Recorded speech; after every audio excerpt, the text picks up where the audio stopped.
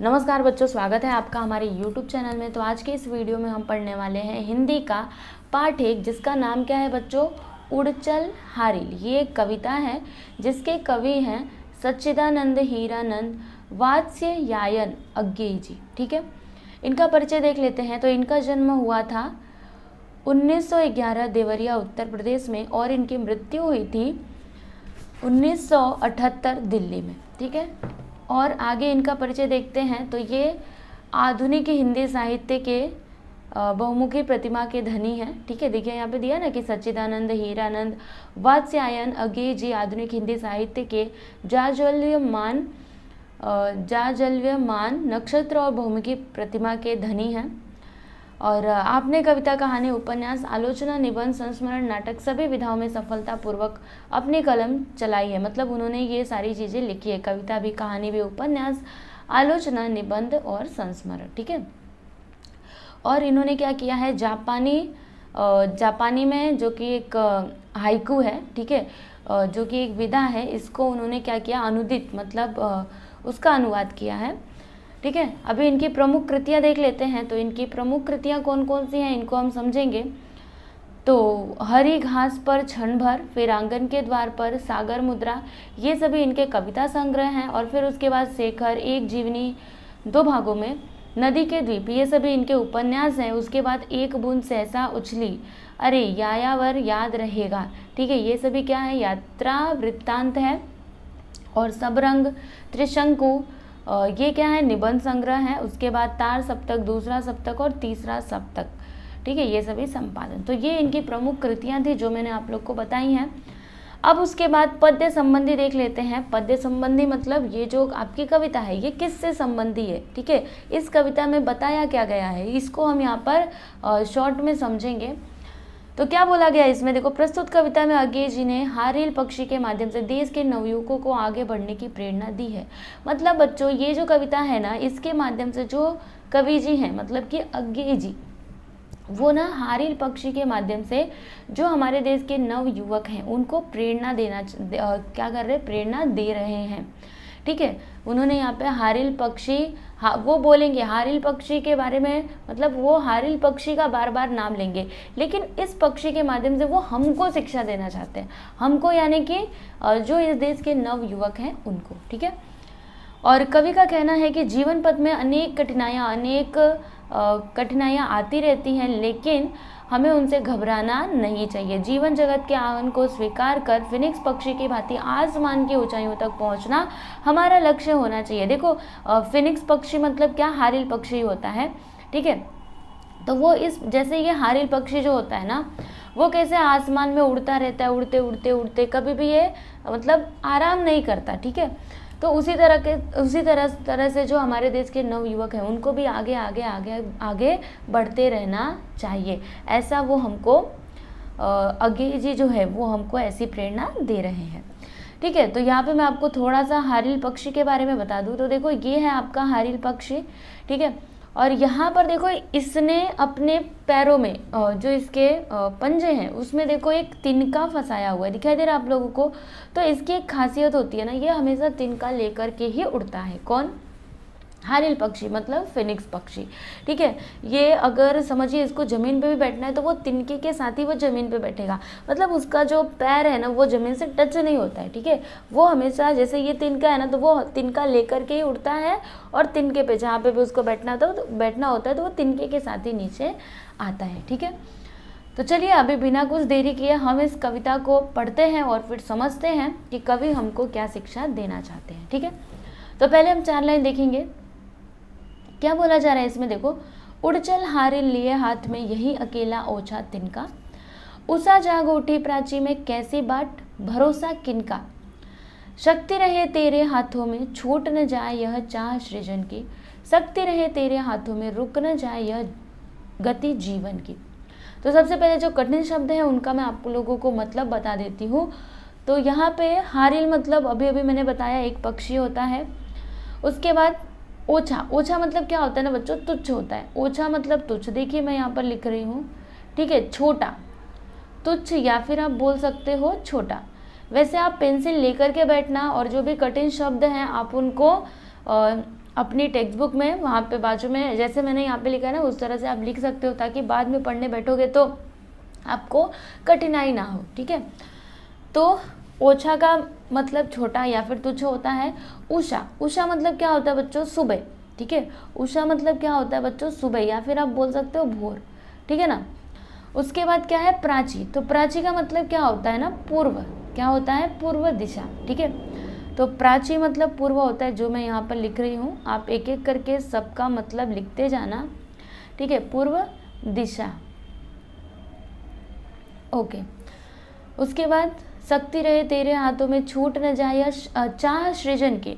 अब बच्चों सृजन का मतलब क्या होता है? तो सृजन का मतलब क्या होता है? निर्माण करना। क्या होता है? निर्माण। ठीक है, नव निर्माण करना या फिर निर्माण करना। ठीक है, इस तरह से।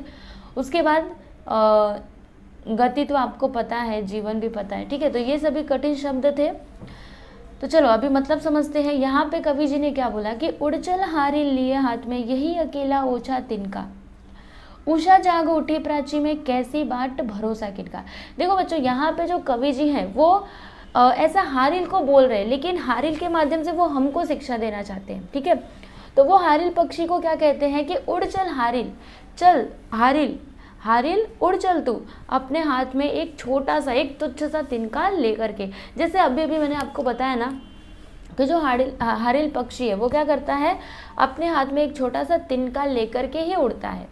ठीक है, तो यहाँ पे कवि जी ने क्या बोला? हारिल को बोला कि उड़ चल हारिल, चल हारिल उड़, अपने हाथ में ये एक तुच्छ सा, एक छोटा सा तिनका लेकर के। ठीक है, उषा जाग उठी प्राची में, कैसी बाट भरोसा किनका। देख सुबह हो गई, पूर्व दिशा से जो सूर्य है वो बाहर आ गए हैं। ठीक है, तो अब तू किसकी बाट जो हो रहा है? बाट मतलब क्या होता है? रास्ता। ठीक है, अब तू किसकी बाट जो हो रहा है? कौन तेरे लिए रास्ता बनाएगा? नहीं, तेरे लिए कोई भी रास्ता नहीं बनाएगा, तुझे खुद से अपना रास्ता बनाना पड़ेगा। ठीक है, किसी का भरोसा नहीं करना है तुमको, क्या करना है? खुद से ही उड़ना है। ठीक है बच्चों, तो इसको ना आप अपने ऊपर लेकर के देखो। यहाँ पर कवि जो है ना वो देश के नवयुवकों को ये शिक्षा देना चाहते हैं कि जो हमारे देश के नवयुवक हैं उनको क्या करना चाहिए? उनके पास अगर कम ही संसाधन है, जैसे ये जो हारिल पक्षी है इसके पास एक छोटा सा तिनका है। ठीक है, उसी तरह से हमारे देश के जो नवयुवक हैं अगर उनके पास एक छोटा सा, कोई भी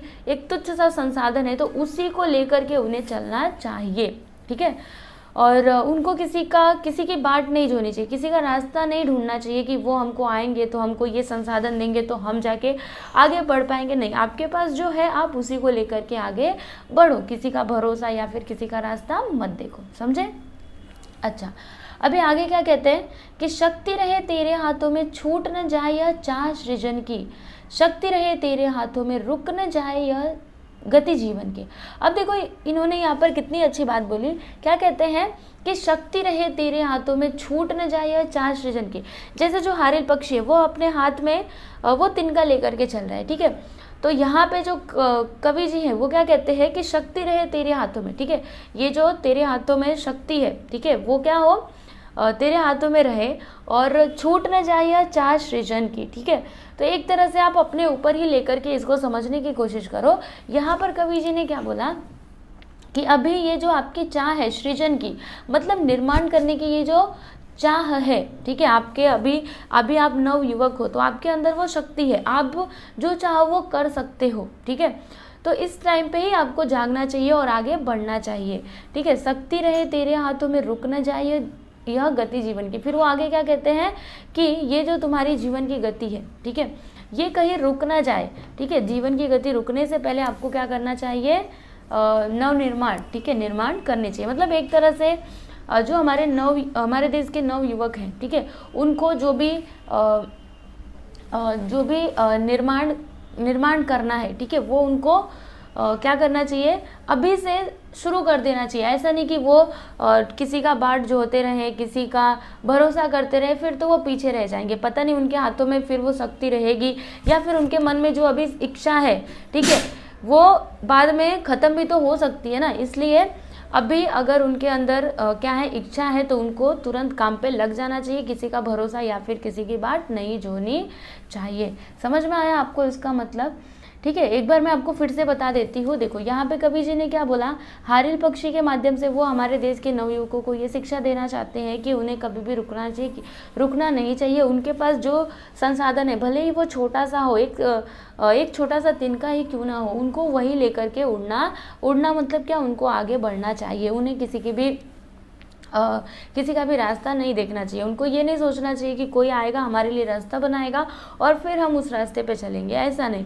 आपके पास जो कुछ भी है, जो एक छोटा सा संसाधन है, उसी की हेल्प से आप आगे बढ़ने की कोशिश कर सकते हो, समझे।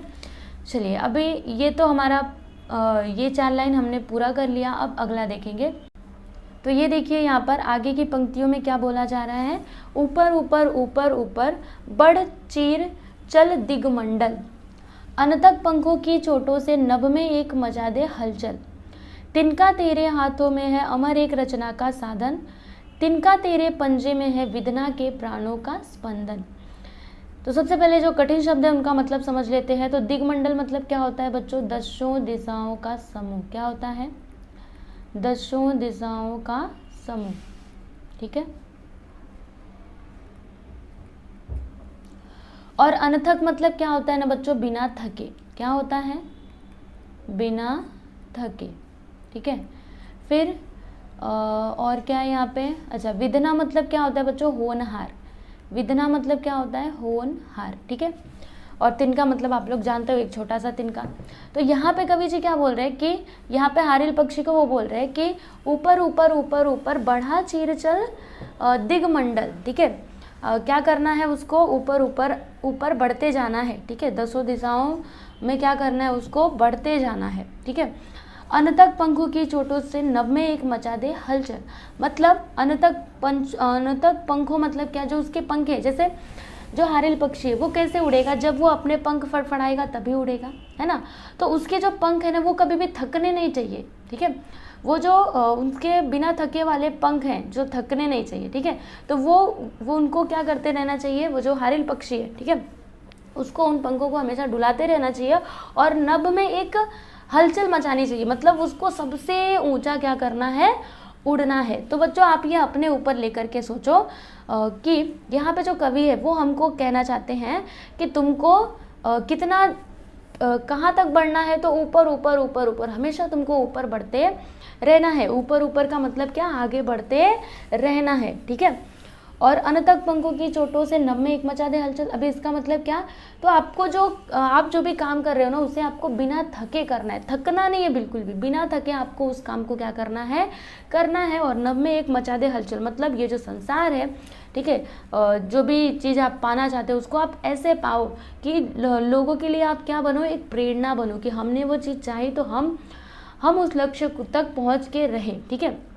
भले ही कितनी भी कठिनाइयाँ आ जाएं, क्योंकि कुछ भी आप कुछ भी अच्छा काम करने निकलो तो कोई भी आपका मतलब अच्छे काम में रुकावटें तो आती हैं, ठीक है। तो अभी उन रुकावटों का आप कितना सामना कर पाते हो या फिर उनसे डर करके चुप करके बैठ जाते हो, ठीक है, ये बात सोचने वाली है, क्योंकि यहीं पे आपकी असली परीक्षा होती है कि आप डरते हो या फिर लड़ते हो।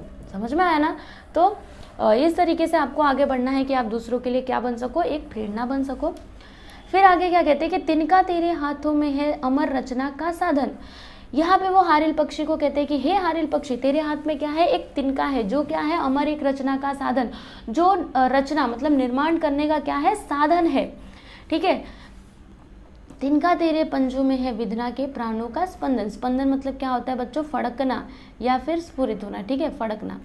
तो क्या बोला उन्होंने कि तिनका तेरे हाथों में है, ये नौजवानों को कहना चाहते हैं कि हे नौजवानों, तुम्हारे हाथों में क्या है, एक तिनका है, अमर एक रचना का साधन, जो क्या है, जो एक रचना करना, निर्माण करने का क्या है, यही तो एक साधन है। फिर तिनका तेरे पंजे में है, और तिनका क्या है, तुम्हारे पंजे में है, विधना के प्राणों का स्पंदन मतलब जो होनहार लोग हैं, ठीक है, उनके प्राणों का स्पंदन मतलब उनके प्राणों का जो स्फुरित होना है, ठीक है, वो है। समझ में आया आपको। तो ये था इन पंक्तियों का मतलब, और मैं ऐसा उम्मीद करती हूँ कि आप लोग को समझ में आया होगा। अब आगे देखते हैं। हाँ, आगे क्या कहते हैं, देखिए, कांप न यद्यपि 10 दिशा में, तुझे शून्य नभ घेर रहा है, रुक न यद्यपि उपहास जगत का, तुझको पद से हेर रहा है, तू मिट्टी था किंतु आज मिट्टी को तूने बांध लिया है। तू था सृष्टि किंतु सृष्टा का गुण तूने पहचान लिया। अब देखो यहाँ पे कवि जी क्या कहते हैं, लेकिन सबसे पहले थोड़ा जो कठिन शब्द है उनका मतलब मैं आप लोग को बताना चाहूँगी। तो बच्चों दशो मतलब तो 10 आपको पता है। अच्छा ये शून्य नभ का मतलब क्या होता है ना बच्चों, अंधकार से भरा हुआ आसमान। ठीक है, अंधकार से भरा हुआ, ठीक है, अंधकार से भरा हुआ नभ, समझे। उसके बाद क्या है, उपहास मतलब मजाक उड़ाना, खिल्ली उड़ाना। ठीक है, उपहास मतलब क्या होता है, किसी का मजाक उड़ाना।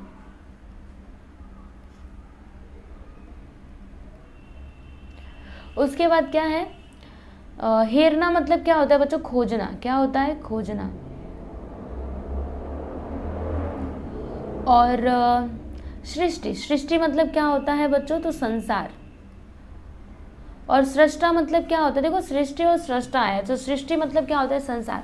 और सृष्टा मतलब क्या होता है ना, इस सृष्टि का निर्माण करने वाला, जैसे कि ब्रह्मा हम बोल सकते हैं, विधाता बोल सकते हैं। ठीक है ना, तो क्या बोलोगे आप लोग यहाँ पर, सृष्टा को क्या बोलोगे, निर्माता आप बोल सकते हो, इस तरीके से, समझे।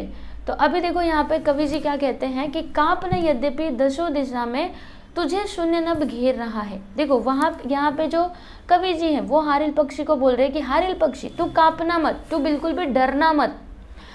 क्यों नहीं डरना, क्योंकि तू जैसे तुम्हें चारों दिशाओं से जो अंधकार है, ठीक है, वो तुमको क्या कर रहा है, घेर रहा है। ये जो आकाश है पूरा अंधकार से भरा हुआ, ये तुमको घेर रहा हो, भले ही घेर रहा हो, लेकिन तुम्हें उस टाइम पे क्या करना है, कांपना नहीं है, डरना नहीं है। भले ही चारों दिशाओं में अंधकार है जो तुमको घेर रहा है, लेकिन तुम्हें उनसे डरना नहीं है। रुक न यद्यपि उपहास जगत का तुझको पथ से हेर रहा है। और भले ही ये जो जगत है वो तुम्हारा उपहास करे, मजाक उड़ाए, तुम्हारी खिल्ली उड़ाए, लेकिन तभी भी तुमको क्या करना चाहिए, तुमको रुकना नहीं चाहिए। ठीक है, तो ये आप अपने ऊपर लेकर के समझ सकते हो। जैसे अगर आप कोई भी अच्छा काम करने निकलो, कोई भी काम करने निकलो अच्छा, या फिर मतलब आप कुछ करना चाहते हो, ठीक है, तो कोई ना कोई आपको रोकने के लिए आ जाएगा। फिर एक समय के लिए आप लोग को, आपको ऐसा लगेगा ना कि जैसे हमारे साथ तो कोई है ही नहीं, हम तो अकेला हो गए। ठीक है, हमारे चारों तरफ क्या है, अंधकार अंधकार। ठीक है, इस तरीके से हमको महसूस होता है। तो उस टाइम पे आपको डरना नहीं है। ठीक है, उस टाइम पे आपको क्या करना है, डरना नहीं है, बल्कि उस डर का सामना करना है। और एक और बात होती है ना कि अगर आप कुछ काम करने निकलते हो तो जो लोग होते हैं वो आपका मजाक बनाने लगते हैं। ठीक है, आपकी हंसी उड़ाने लगते हैं। तो उस टाइम पे भी आपको रुकना नहीं है। पहली बात तो अंधकार से डरना नहीं है। बहुत सारे आपको लगेगा अरे बाप रे इतनी बड़ी चुनौती हम कैसे पार कर पाएंगे, तो उस टाइम पे आपको हिम्मत के साथ काम लेना है। मतलब क्या, वहाँ पे आपको थोड़ा सा धैर्य रखना है। ठीक है, कोई भी काम नामुमकिन नहीं है, अगर आप चाहोगे तो वो जरूर से कर पाओगे। ठीक है, तो वो काम जो है वो नामुमकिन नहीं है। तो उस टाइम पे आपको डरना नहीं है कि इतनी बड़ी चुनौती हम नहीं कर पाएंगे, नहीं, हम जरूर कर पाएंगे। ठीक है, और अगर लोग आपका मजाक उड़ाते हैं तो उड़ाने दो, आपको क्या करना है, वहाँ पे रुकना नहीं है। ऐसा नहीं कि हमारे ये लोग मजाक उड़ा रहे हैं तो हम यहीं पे रुक जाए, नहीं। देखो अगर आप कोई भी काम करोगे ना तो लोग आपको अच्छा भी कहेंगे, बुरा भी कहेंगे। देखो ये तो बहुत ही बेसिक सी चीज़ है जो आप लोग को अपने जीवन में उतारनी चाहिए। ठीक है, और एज अ टीचर मैं आप लोग को बताना चाहूँगी बच्चों, देखो कोई भी आप काम करने जाओ, वहाँ पे जो लोग होते हैं ना कुछ तो कहते ही हैं, कुछ ना कुछ तो कहते ही हैं, तो आपको उनका सुनना नहीं है। ठीक है, वो आपका मजाक उड़ाते हैं, ठीक है, मजाक उड़ाने दीजिए, लेकिन एक समय ऐसा आएगा ना जब वही लोग आपका सम्मान करेंगे। ठीक है, इस बात को हमेशा ध्यान में रखना, कभी भी भूलना नहीं, क्योंकि ऐसा सभी के साथ होता होगा कि अगर कोई हमारा मजाक उड़ाए, हम कुछ अच्छा भी कर रहे तो भी हमको वो बुरा बोले, तो उस टाइम पे जो हमारी हिम्मत है ना वो टूट जाती है। हमको ऐसा लगता है कि क्या सच में हम सही कर रहे हैं या फिर गलत कर रहे हैं। ठीक है, तो आप तो सही कर रहे हो लेकिन वो सामने वाले को गलत लग रहा है, तो उसमें आपकी क्या गलती है ना। तो अगर कोई आपका पूरा मिला जुला के ये समझ लो कि अगर आपका कोई मजाक उड़ा रहा है, कोई आपकी हंसी उड़ाता है, आपका कोई अपमान करता है, तो उस टाइम पे भी आपको घबराना नहीं है, बल्कि हिम्मत के साथ काम लेना है। ठीक है, आप खुद पे भरोसा रखो कि आप क्या हो, सही हो। फिर आगे क्या कहते हैं, तू मिट्टी था किंतु आज मिट्टी को तूने बांध लिया है। तू था सृष्टि किंतु सृष्टा का गुण तूने पहचान लिया। अब देखो यहाँ पे वो क्या कहते हैं, तू मिट्टी था, जैसे अगर मैं इंसान की बात करूँ तो इंसान क्या होता है बच्चों, एक मिट्टी के जैसा होता है, मिट्टी ही होता है ना, अंततोगत्वा उसको मिट्टी में ही मिलना है, बराबर। तो अगर हम इंसानों की बात करते हैं तो वो क्या है, एक मिट्टी है, लेकिन मिट्टी को तूने बांध लिया है। बांध लिया मतलब क्या, यहाँ पे देखो ना, ये जो संसार है इसमें ये जो सभी निर्माण किए गए हैं, ठीक है, कोई भी समझिए, एक छोटा सा एग्जांपल लेते हैं, जैसे कोई इमारत होती है, ठीक है कोई इमारत होती है तो उसको बनाने वाला कौन होता है बच्चों, कौन होता है, इंसान ही होता है, सही है ना। ये भले ही मिट्टी का है लेकिन फिर भी उसने मिट्टी का गुण पहचाना और क्या किया, बड़ी बड़ी इमारतें बना दी, और भी बहुत सारी चीज़ें हैं जो आपको इस संसार में देखने के लिए मिल सकती हैं, ठीक है। तो फिर आगे क्या कहते हैं कि तू था सृष्टि किंतु सृष्टा का गुण तूने पहचान लिया। और तू क्या था, सृष्टि, तू संसार था, है ना, हम संसार में ही रहते हैं, हम संसार एक तरह से आप इसको समझने की कोशिश करो एक दूसरे से चीज़ों को रिलेट करके, ठीक है। तो यहाँ पे क्या कहते हैं कि तू क्या था सृष्टि, लेकिन तूने क्या किया है, सृष्टा, मतलब विधाता के गुण को तूने पहचान लिया है, ठीक है। मतलब तूने आज इस संसार में कितने नव निर्माण किए हैं, समझे। तो ये था इसका मतलब। अभी आगे बढ़ते हैं, आगे क्या कहते हैं, देखिए यहाँ पर, मिट्टी निश्चय है यथार्थ, पर क्या जीवन केवल मिट्टी है। तू मिट्टी पर मिट्टी से उठने की इच्छा किसने दी है। आज इसी ऊर्ध्वंग ज्वाल का तू है दुर्निवार हरकारा। दृढ़ ध्वज दंड बना यह तिनका, सूने पथ का एक सहारा। अब देखो यहाँ पर कवि जी ने क्या बोला, सबसे पहले जो कठिन शब्द है उनका मतलब समझेंगे। तो यथार्थ मतलब क्या होता है ना बच्चों, वास्तविकता। क्या होता है यथार्थ मतलब, क्या होता है वास्तविकता, ठीक है, रियल, वास्तविकता। और यहाँ पे ऊर्ध्वंग, ठीक है, ऊर्ध्वंग मतलब क्या होता है ना, ऊपर का हिस्सा, ठीक है, जो हमारा शरीर है, ठीक है, इसके ऊपर के हिस्से को क्या बोलेंगे, ऊर्ध्वंग, ऊर्ध्वंग, ठीक है। इस तरीके से मैं आपको बताती हूँ, यहाँ पे मैं लिख देती हूँ जिससे कि आप साफ साफ देख पाओगे, ऊपर का हिस्सा, ठीक है ना। फिर दुर्निवार मतलब क्या होता है बच्चों, दुर्निवार मतलब क्या, जिसका निवारण ना हो, ठीक है। दुर्निवार मतलब क्या होता है, जिसका निवारण न किया जा सके।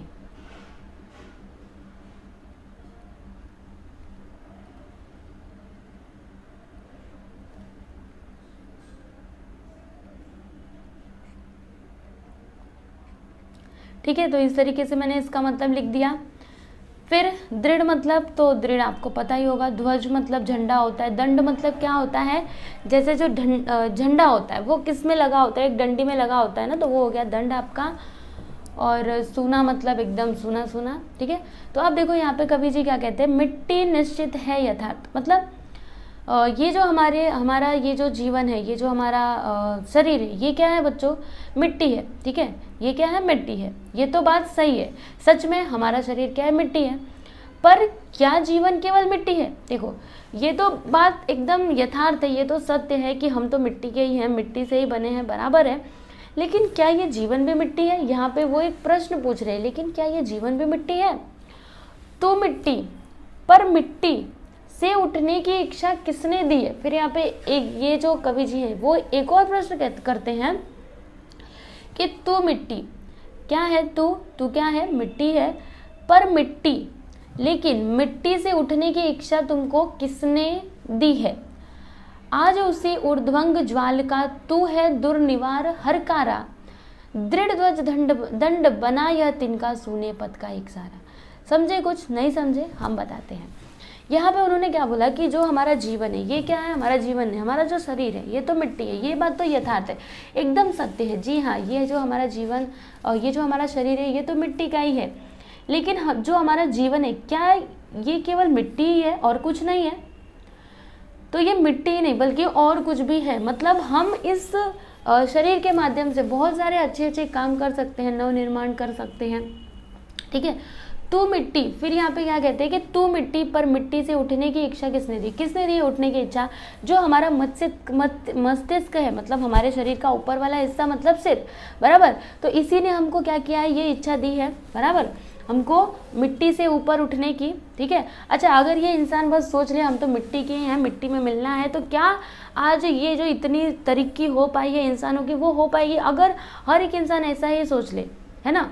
हम सोचते हैं ना कभी कभी, अच्छा कभी कभी आप लोग भी सोचते होंगे, अरे बाप रे ये जीवन क्या है, ये तो मिट्टी का है, एक दिन मिट्टी में हम लोग मिल जाएंगे, ऐसा सोचते हैं तो हमको लगता है कि कुछ नहीं है, ये संसार कुछ भी नहीं, ऐसा लगता है। लेकिन अगर इसी तरह से हर एक इंसान सोच ले तो इतनी सारी ये जो तरक्की हमको दिखाई देती है संसार में, क्या ये हो पाएगी? बिल्कुल भी नहीं हो पाएगी, है ना।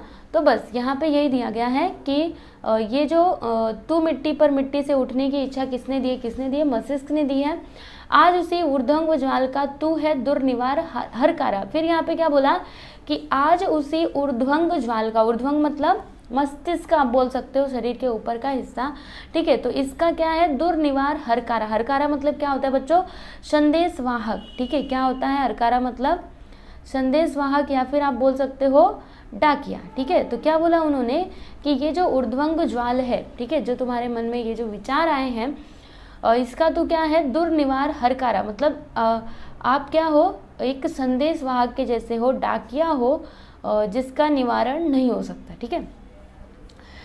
और फिर आगे क्या कहते हैं कि दृढ़ ध्वज दंड बना यह तिनका, सूने पथ का एक सहारा। ये जो तिनका है तेरे हाथ में, हारिल पक्षी को बोल रही है, ये जो तिनका तेरे हाथ में है, इसको ये क्या है? दृढ़ ध्वज दंड बना यह तिनका, मतलब जैसे अगर हारिल पक्षी को उड़ना है तो वो क्या करता है? वो जो तिनका रहता है उसी का सहारा लेता है ना, वो उसी को अपना सहारा लेता है, सहारा मानता है, और उसी की मदद से वो उड़ता चला जाता है।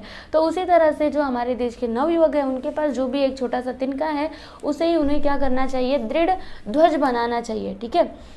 दृढ़ ध्वज, दृढ़ ध्वज मतलब जो उनका दृढ़ संकल्प है, ठीक है, वो जो झंडा है उसका दंड बनाना चाहिए उस तिनके को। दंड मतलब क्या? वो लकड़ी, ठीक है, वो लकड़ी बनाना चाहिए जिसमें झंडा रहता है, ठीक है। जो क्या होगा? आपके सूने पथ का सहारा होगा, मतलब यही आपको सहारा देगा जिससे आप जीवन में अपने आगे बढ़ पाओगे, ठीक है। समझ में आया? ये कविता थोड़ी सी समझने में आप लोग को कठिनाई हो रही होगी, लेकिन कोई बात नहीं, समझने का प्रयास करोगे तो अवश्य ही समझ जाओगे। चलो अब आगे देखिए क्या, ओके आगे देखिए। मिट्टी से जो छीन लिया है वह तज देना धर्म नहीं है, जीवन साधना की अवहेला कर्म वीर का कर्म नहीं है। तिनका पथ की धूल स्वयं तू है अनंत की पावन धूली, किंतु आज तूने नभ पथ में क्षण में बद्ध अमरता छूली। अब देखो यहाँ पे कवि जी ने क्या बोला, तज मतलब क्या होता है बच्चों? छोड़ना, ठीक है। और अवहेलना मतलब क्या होता है? किसी की अवहेलना करना, अपमान करना। और कर्मवीर जो कर्म करते हैं, वीर होते हैं। और पावन मतलब क्या होता है बच्चों? पवित्र होता है। यहाँ पे मैं लिखना चाहूँगी, पावन मतलब क्या होता है? पवित्र होता है। और क्षण मतलब क्या? थोड़ा सा समय, ठीक है। और बद्ध मतलब क्षण में बद्ध अमरता झूली। अच्छा रुको, बद्ध का मतलब देखते हैं, इधर शब्द वाटिका में दिया है क्या? तो बद्ध का मतलब दिया नहीं है बच्चों, लेकिन मैं आप लोग को बताना चाहूँगी बद्ध मतलब क्या होता है ना। रुको, यहाँ पे क्या बोला उन्होंने? किंतु आज तूने नभ पथ में क्षण में बद्ध अमरता छूली, ठीक है। वो जो अमरता थी, ठीक है, यहाँ पे मैं आप लोग को पूरा एकदम श्योरली तो नहीं बोल सकती हूँ, एकदम पक्का नहीं बोल सकती हूँ, क्योंकि मुझे इसमें डाउट आ रहा है। बद्ध मतलब मुझे ऐसा लग रहा है ना कि जो बंधी हुई हो, ठीक है, ऐसा मुझे लग रहा है। मे बी इसका जो मतलब है, जो इसका अर्थ है वो अलग भी हो सकता है, लेकिन मुझे यहाँ पर लग रहा है बंधी हुई, ठीक है, इस तरीके से। तो आप इसको एक बार कहीं पे आपको मिले तो इसको क्या कर सकते हो? चेक कर सकते हो कि बद्ध मतलब बंधी हुई ही होता है ना, क्योंकि मैं यहाँ पे परफेक्टली नहीं बोल सकती, मेरे दिमाग में अभी जो आ रहा है मैं आप लोग को वो बता रही हूँ, क्योंकि ये कविता मतलब ये लाइन पढ़ने से ऐसा लग रहा है कि ये बंधी हुई ही होगा, ठीक है, ऐसा मुझे लग रहा है। तो चलो अभी इसका मीनिंग मैं आप लोग को समझा देती हूँ। यहाँ पे वो कवि जी क्या कहते हैं कि मिट्टी से जो छीन लिया है वह तज देना धर्म नहीं है। देखो बच्चों, मिट्टी से छीन लिया मतलब क्या? इस संसार से, ठीक है, हमने जो कुछ भी पाया है, जो भी हमको मान मिला है, प्रतिष्ठा मिला है, जो भी या तिनका मिला है, इनको तज देना। तज मतलब क्या होता है? छोड़ना। ये हमारा धर्म नहीं है, ठीक है। जैसे आपको जो चीज़ आपको जिससे कुछ चीज़ मिल रही है, अगर आप उसी को छोड़ दोगे तो क्या ये अच्छी बात है? नहीं, ये अच्छी बात नहीं है। समझ में आ रहा है? जीवन साधना की अवहेला कर्मवीर का कर्म नहीं है, और उसकी अवहेलना करना, उसका अपमान करना, ये कर्मवीरों का कर्म नहीं हो सकता। समझ रहे हो बात को? देखो, इस मिट्टी से तुम्हें जो कुछ भी मिला है, ठीक है, उसको छोड़ देना, उसको त्याग देना, यह तुम्हारा धर्म नहीं है। उसका अपमान करना ये कर्मवीर का कर्म नहीं हो सकता। फिर आगे क्या कहते हैं कि तिनका पद की धूल स्वयं तू है अनंत की पावन धूली। अनंत मतलब क्या होता है बच्चों? भगवान आप बोल सकते हो, ठीक है। तो यहाँ पे कवि जी ने क्या बोला कि तिनका पद की धूल स्वयं तू। तू क्या है? वो जो तिनका है, ठीक है, उसकी क्या है? तू एक तरह से तू धूल के समान है, ठीक है अनंत की पावन धूली। जो ये जो धूल है, ठीक है, ये कैसी है? ये अनंत मतलब भगवान की जो पवित्र धूली है उसके समान है। यानी कि तू जो भी कर्म करता है, ठीक है, जो भी तू कर्म कर रहा है इस तिनके के सहारे, ठीक है, ये क्या है? अनंत की पावन धूली, मतलब जो हमारे प्रभु है, ठीक है, उनकी पवित्र धूली है, ठीक है। अगर आप कोई भी काम सच्चे मन से कर रहे हो तो वो एक तरह से क्या हो जाता है ना? पूजा ही हो जाता है। आपने सुना होगा एक वाक्य हम लोग बोलते रहते हैं, सब लोग बोलते हैं। क्या बोलते हैं बच्चों? मैं आप लोग को लिख करके बताना चाहूँगी। कर्म ही पूजा है, ठीक है, इस तरीके से बोला जाता है ना? तो क्या सचमुच कर्म ही पूजा है? तो जी हाँ, ये बस ऐसा लिखने के लिए या फिर हमको पढ़ने के लिए नहीं है। कर्म ही क्या है बच्चों? पूजा है। क्योंकि अगर मैं पूजा की बात करूं, ठीक है, पूजा करनी चाहिए, पूजा करना बहुत अच्छी बात होती है, सबको पूजा करना चाहिए। लेकिन अगर समझिए, एक छोटा सा एग्जांपल लेते हैं। अच्छा, अगर कोई टीचर है, ठीक है, अगर कोई शिक्षक है, तो वो अपना पढ़ाना छोड़ के बस पूजा करते रहे, वो अपना कर्म नहीं कर रहे। उनका कर्म क्या है? बच्चों को पढ़ाना, लेकिन वो अपना कर्म नहीं कर रहे, वो पूजा कर रहे। तो फिर ये अच्छी बात होगी क्या? नहीं, ये तो गलत बात है। फिर जो विद्यार्थी हैं वो कैसे आगे बढ़ पाएंगे अपने जीवन में? वो कैसे आगे बढ़ पाएंगे? है कि नहीं? वैसे ही अगर कोई डॉक्टर है तो वो अपना कर्तव्य छोड़ दे, अपना जो पेशेंट का वो इलाज करता है उसको छोड़ दे और कहीं पे बैठ के भगवान को याद करे, उनकी पूजा करे। तो क्या ये अच्छी बात है? बिल्कुल भी नहीं। समझ रहे हो बात को? तो बस जो हम लोग कर्म करते हैं ये क्या है बच्चों? और आप लोग भी जैसे पढ़ाई कर रहे हो तो ये भी आपका क्या है? एक तरह से कर्म है ना? तो आपको क्या करना चाहिए बच्चों? ये जो आप पढ़ाई भी कर रहे हो तो इसको एक पूजा के भाव से करो कि हाँ, हम क्या कर रहे हैं? पूजा कर रहे हैं, ठीक है। तो ये जो यहाँ पे सुविचार है, ये बस देखो, आप ये जितने भी सुविचार देखते हो ये बस बोलने के लिए होता नहीं है, ठीक है, ये बस बोलने के लिए नहीं होता है, बल्कि आपको उसे समझना भी चाहिए। जैसे कि कर्म ही पूजा है, तो सचमुच में कर्म आपकी क्या है? पूजा है। आपको पढ़ाई भी जब आप करते हो तो एक तरह से क्या करते हो बच्चों? पूजा करते हो, ठीक है। समझ में आया?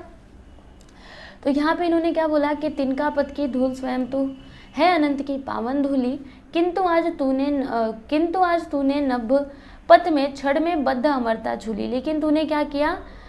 ये जो नभ पथ है, मतलब ये जो आकाश का, ये जो आसमान का ये जो पथ है, इसमें तूने क्या किया है? अमरता को छू लिया है क्षण भर में, ठीक है। जो बंधी हुई अमरता थी उसको तूने क्या कर लिया है? छू लिया है, मतलब तू बहुत ही ऊंचा पहुंच गया है, ठीक है। अब आगे देखते हैं बच्चों, तो आगे क्या दिया है देखो। उषा जाग उठी प्राची में आवाहन यह नूतन दिन का, उड़ चल हारी लिए हाथ में एक अकेला पावन दिन का। फिर देखो यहाँ पे अंतिम पंक्तियों में जो कवि जी हैं वो क्या कहते हैं कि उषा जाग उठी प्राची में। उषा मतलब बताया था सुबह, भोर। तो जो सुबह है ये हो चुकी है प्राची में, पूर्व दिशा से जो सूर्य है वो बाहर आ चुके हैं, निकल चुके हैं। आवाहन यह नूतन दिन का। नूतन मतलब क्या होता है बच्चों? नया, ठीक है। नूतन मतलब क्या होता है? नया। तो ये जो उषा है वो जाग उठी है, मतलब जो सूर्य है वो निकल चुके हैं। आवाहन या नूतन दिन का मतलब ये क्या है? ये जो सुबह हुई है ये क्या है? यह एक आवाहन है, ठीक है। आवाहन मतलब क्या होता है? पुकार है। नूतन दिन का, नए दिन का मतलब आपको नई नई शुरुआत करनी चाहिए, ठीक है। फिर वो लास्ट में क्या कहते हैं कि उड़ चल हारिल लिए हाथ में एक अकेला पावन दिन का। फिर उन्होंने यहाँ पे क्या कहा? हारिल पक्षी को बोल रहे कि हे हारिल पक्षी, उड़ चल तू अपने हाथ में लेकर के यह अकेला पावन तिनका, मतलब ये जो एक छोटा सा तिनका है, एक पवित्र सा जो तिनका है, इसको लेकर के तू क्या कर, उड़ चल। मतलब किसी की तू बाट मत ढूंढ की कोई हमको आएगा रास्ता दिखाएगा तब हम चलेंगे, नहीं, ऐसा नहीं। तेरे पास जो भी है भले ही वो सीमित ही क्यों ना हो, लेकिन उसी को लेकर के तुम क्या करो, अपने साथ में चलो। ठीक है बच्चों, तो ये थी एक बहुत ही अच्छी सी कविता जो आप लोगों को बहुत ही अच्छी अच्छी बातें सिखा रही है ना बच्चों। देखो हिंदी में एक बड़ी अच्छी बात होती है, ये जो हिंदी की कविताएं होती हैं, कहानियाँ होती हैं, ये हमको हमेशा कुछ ना कुछ शिक्षा देती हैं, है कि नहीं। आप अगर हिंदी की कोई कहानी भी पढ़ते होंगे तो उससे आपको कुछ ना कुछ शिक्षा ज़रूर मिलती होगी। जैसे अभी इस कविता को हमने पढ़ा तो हमको इससे क्या शिक्षा मिल रही है, हमें क्या करना चाहिए, जीवन पथ में हमेशा आगे बढ़ते रहना चाहिए, अपने कर्म को पूजा मान करके करना चाहिए, किसी की भी राह नहीं जोड़नी चाहिए कि वो आएंगे हमको रास्ता दिखाएंगे तो हम आगे बढ़ेंगे, ऐसा नहीं। आपके पास जो है आप वही लेकर के बढ़ो, है ना। तो ये हमको कुछ ना कुछ क्या देती हैं, शिक्षा देती हैं। ठीक है, तो ये जो हिंदी की कविताएं होती हैं, हिंदी की जो कहानियाँ होती हैं, इनको आपको एकदम एक इंटरेस्ट के साथ पढ़ना चाहिए, एक उत्सुकता के साथ पढ़ना चाहिए। मतलब जैसे आप कोई फिल्म देखते हो, कोई पिक्चर देखते हो, तो उसको कैसे एकदम आनंद के साथ, मस्ती के साथ देखते हो, तो इसी तरह से आपको हिंदी की जो कहानियाँ होती हैं, वैसे हिंदी की बात मैं नहीं करूँगी, जो मैथ है उसको भी आप एकदम आनंद के साथ पढ़ सकते हो। ठीक है ना, तो इस तरीके से आप लोग को पढ़ाई करनी चाहिए बच्चों। और मैं ऐसा उम्मीद करती हूँ कि आप लोग को ये कविता समझ में आई होगी। और यहाँ पे मैं आप लोग को शब्द संसार भी बता देना चाहती हूँ, क्या क्या वैसे जो कठिन शब्द हैं उनका मतलब तो मैंने आपको ऊपर बताया था, लेकिन फिर भी यहाँ पे कुछ और कठिन शब्द हैं वो भी मैं आपको बताना चाहूँगी। तो हारिल मतलब एक पक्षी होता है, महाराष्ट्र का राज्य पक्षी है, जिसको हरियाल भी कहते हैं। ठीक है, फिनिक्स भी कहते हैं, हरियाल भी कहते हैं। ओछा मतलब तुच्छ छोटा, दिगमंडल मतलब दिशाओं का समूह, विधना मतलब क्या होता है बच्चों, होनहार होता है। फिर उपहास मतलब क्या होता है, हंसी या फिर दिल लगी। ठीक है, गुर मतलब क्या होता है, कार्य साधने की युक्ति या फिर कायदा। ऊर्ध्वंग मतलब क्या होता है, शरीर के ऊपर का भाग। और दुर्निवार मतलब क्या होता है, जिसका निवारण करना कठिन हो। और हरकारा मतलब क्या होता है बच्चों, डाकिया संदेश वाहक। ठीक है, इस तरह से आपका ये जो पाठ है, ये जो कविता है, ये यहाँ पे समाप्त होती है।